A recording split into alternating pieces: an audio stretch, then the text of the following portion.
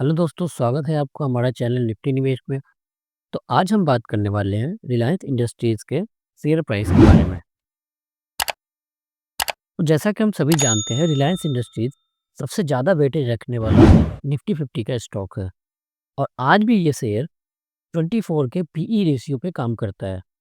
अगर इसके income statement revenue की बात करें तो year on year continuously increase कर रहा है।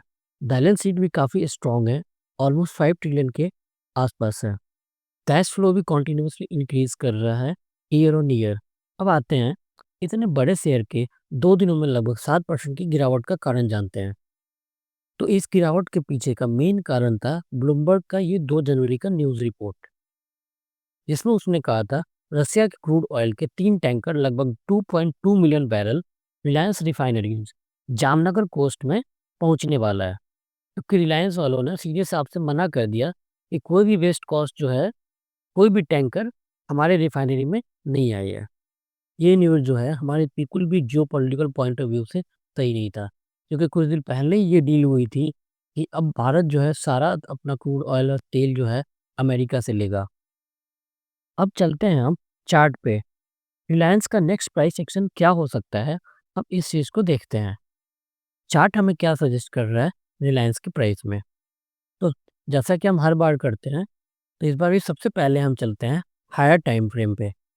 तो जब हम हायर टाइम फ्रेम पे आते हैं, मंथली की कैंडल को हमने ओपन कर रखा है। हायर टाइम फ्रेम पे हम देखते हैं कि ये एक जो है हमारा मंथली का डिमांड जोन बना हुआ है यहाँ पे। ये एक मंथली का डिमांड जोन बना हुआ है, लगभग यहाँ पे 1428 के आसपास। फिर हम चलते हैं उससे लोअर टाइम फ्रेम पे, वीकली पे।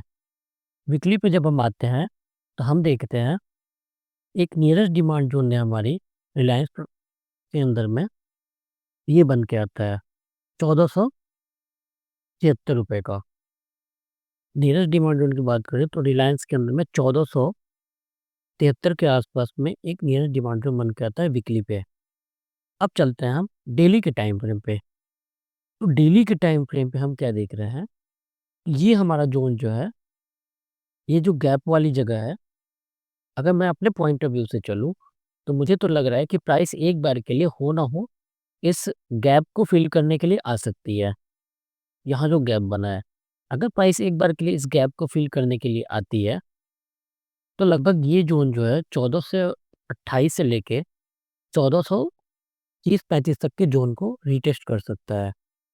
अगर हम ट्रेंड लाइन की बात करें अगर हम ट्रेंड लाइन की बात करें तो मंथली पे अभी भी ट्रेंड हमारा अप है, वीकली पे भी ट्रेंड अप है। डेली के एग्जीक्यूशन की बात करें तो डेली पे प्राइस ने क्या किया, 50 और 20 डेज के मूविंग एवरेज को ब्रीच कर चुका है।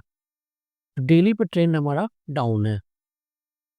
अगर वॉल्यूम्स की बात करें तो पिछले 4 दिनों के वॉल्यूम्स ने, हम देख सकते हैं कि पिछले 4 दिन के वॉल्यूम्स ने प्राइस को यहाँ से इंक्रीज तो किया था। ये पिछले 4 दिन के वॉल्यूम्स अचानक से बढ़ी थी, जिसने प्राइस को ऑल टाइम हाई लेके गया था, 52 वीक हाई। लेकिन अचानक से इस 2 दिनों के वॉल्यूम्स ने पूरे खेल को बिगाड़ के रख दिया और प्राइस जो है पूरा 1611 रुपए से सीधे और सीधे एक समय के लिए तो प्राइस 1498 रुपये के आसपास भी आ गई थी। ये वॉल्यूम अप हुआ था। अब बात आती है नियरेस्ट सपोर्ट की। तो नियरेस्ट सपोर्ट जो है हमारा प्राइस पे अभी भी ये जोन बना हुआ है, जहाँ पे प्राइस ने टेस्ट किया। नियरेस्ट सपोर्ट जोन ये है, 1474 के आसपास में बना हुआ है। और दूसरा सपोर्ट की अगर बात करें तो ये सपोर्ट जोन मुझे बहुत ही अच्छा लगता है, 1430-35 के आसपास में, जहाँ पर कि एक गोल्डन क्रॉसओवर भी बना हुआ है। अगर डेली के एग्जीक्यूशन की बात करें तो यहाँ पे एक गैप के साथ में एक गोल्डन क्रॉसओवर भी बना हुआ है, जिससे कि हमें हाई प्रोबेबिलिटी और हाई चांसेस बनता है कि प्राइस एक बार के लिए कहीं ना कहीं इस जगह को टच कर सकती है। अगर प्राइस इस जगह को टच करती है तो ये हमारा सबसे परफेक्ट जोन हो सकता है एग्जीक्यूशन का। इवेंट इवेंट की बात करें तो नियरेस्ट इवेंट जो है, रिलायंस का हर साल का Q1 का रिजल्ट जो है ऑलमोस्ट 16 जनवरी से लेकर 20 जनवरी के आसपास आता है। तो अगर हो ना हो तो अब इवेंट तक तो स्टॉक प्राइस अगर नहीं मूव करता है तो धीरे-धीरे स्टॉक प्राइस से 2 से 3% का और डाउनफॉल आ सकता है। और क्या करेगी प्राइस जो है, इस दोनों को मिक्सअप करके, इस दोनों ही चीज़ों को मिक्सअप करके एक बार के लिए इस जगह को टेस्ट करने के लिए अगर आती है, तो ये सबसे अच्छा ज़ोन बन के आता है। और साथ में नियरेस्ट हमारा बजट भी है। ऐसे भी बजट के टाइम पे कोई भी शेयर प्राइस जो है काफ़ी अच्छा खासा कंसोलिडेट करती है और बजट के बाद ही मूवमेंट आता है प्राइस में। जहाँ तक मेरा सजेशन है, अगर आप long term point of view से चलें, तो स्टॉक तो ईज़ ऑफ बाई है, जिसे हम किसी भी लेवल पे खरीद सकते हैं। ईज़ ऑफ बाई का मीन्स ही होता है कि स्टॉक प्राइस को आप किसी भी लेवल पे खरीद सकते हैं।